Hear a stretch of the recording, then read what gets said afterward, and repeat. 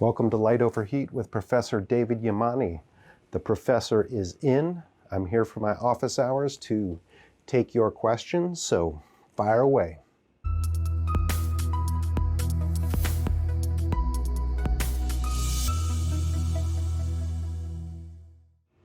Welcome again to Office Hours. I want to follow up on my last Office Hours question, which had to do with the closed-mindedness of academics toward guns, with some advice that's geared much more specifically to graduate students and junior faculty, that is untenured faculty, who are thinking about getting into this field of gun studies, because it really is a kind of golden age. You know, when I started working on this topic in 2012, the person that I had to look to for insight into what was happening in the field was actually Jennifer Carlson, who was just a graduate student at the time.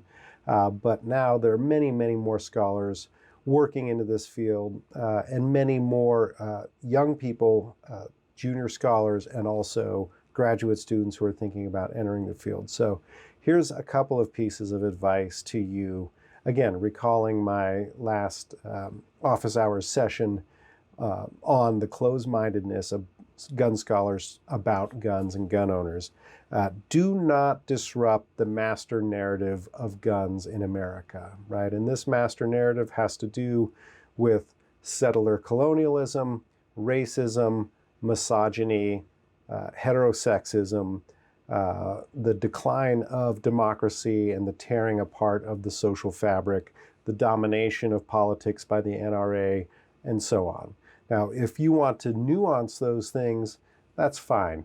But if you're going to challenge that master narrative, you're going to find yourself in a world of hurt when it comes to getting funding, getting published, finding a job, and so on.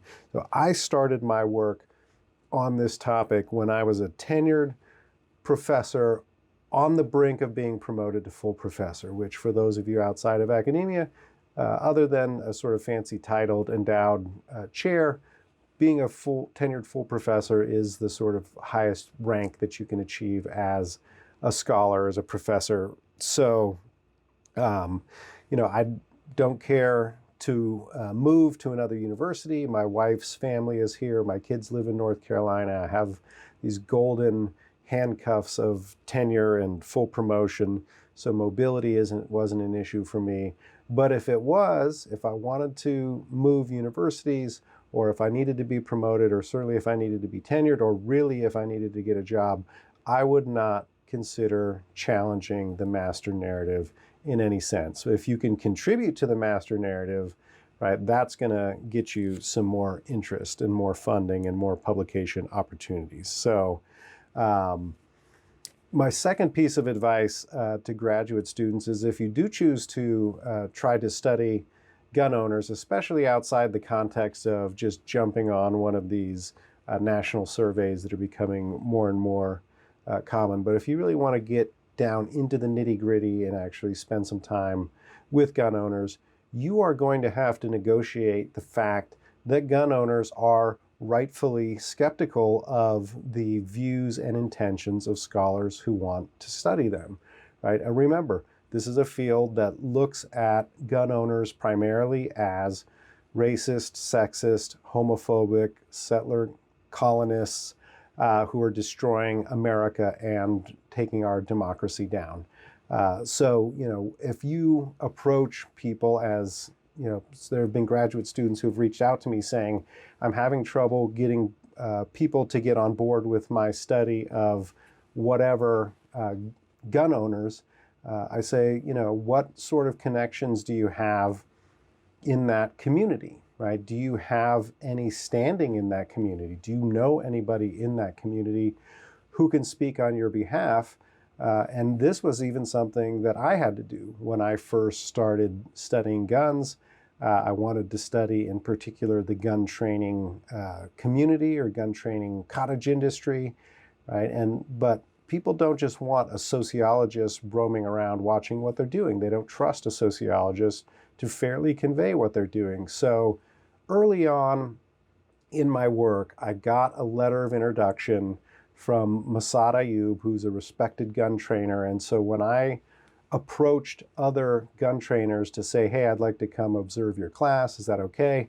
I would include that letter of introduction with my initial contact, and that lowered a lot of barriers for me. Of course, by the time I had been in the field for 3 or 4 or more years, word spread through the gun training community about who I was. I had a public blog so people could see what I was writing. People developed a level of trust that I would fairly and honestly convey what they were doing.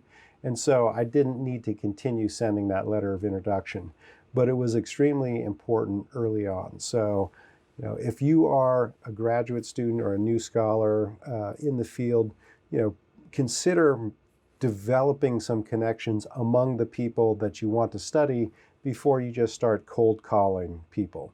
And, this is not advice that is only relevant to those of us who study guns. When I was a graduate student, I studied religion and politics. I wanted to do a survey of state legislators in Wisconsin and ask them questions about their religiosity, their religious beliefs, and their religious practices, which you can imagine legislators would be very wary of answering these kinds of questions. So I got a letter of introduction from the president of the Senate and the Speaker of the House and the Wisconsin legislature, and I sent that along with the survey. And I got, I think if I recall correctly, about a 2/3 response rate, which was much more than anybody in my department thought I would get. Another project I did on the role of the Catholic Church in lobbying at the state legislature. Again, lobbyists don't necessarily want sociologists poking around, but I had a letter of introduction. I had some entree into that community, and I got a lot of people to willingly respond.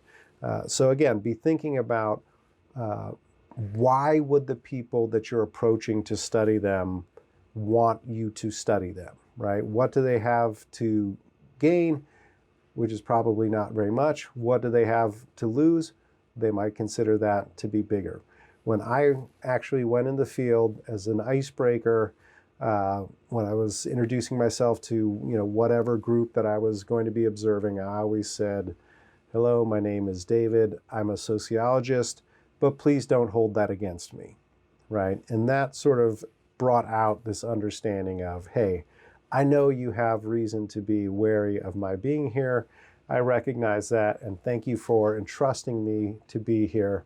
And hopefully my work all along has kind of repaid that trust, right? Which doesn't mean that you can't be critical, right? This isn't saying you can't say anything critical about the people you're studying, but it does mean that you have to do some negotiation to get into the field, to recognize why people might be reluctant, and also to keep yourself sort of in check to make sure that you are being fair to your respondents or to those who allow you to watch them. Again, maybe not of interest to all of my audience here. Hopefully, if you're a young scholar or a graduate student thinking about studying guns, I've said something that is helpful to you in either in the short or the long run. If you have follow-up questions on this topic, please send them to me. Or if you want me to talk about any other topic, answer any other question here in my office hours, the professor is in, so send them my way.